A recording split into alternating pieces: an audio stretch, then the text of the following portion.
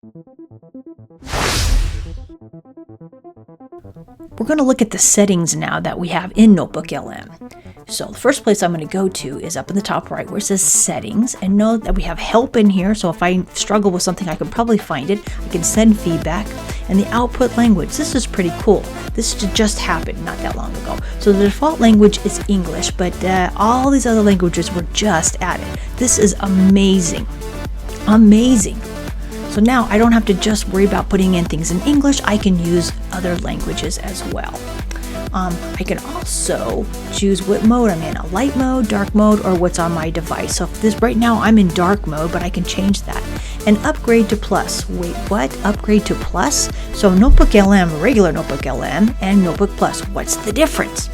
Okay, NotebookLM, 100 notebooks per user, 500 per user for Notebook Plus, 50 sources per notebook, or 300 sources per notebook.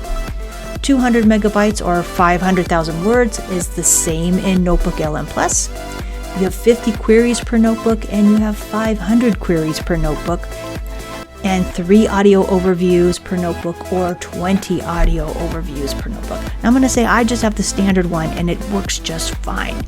Thanks for watching, and if you hit that subscribe button, you're going to get more videos about NotebookLM.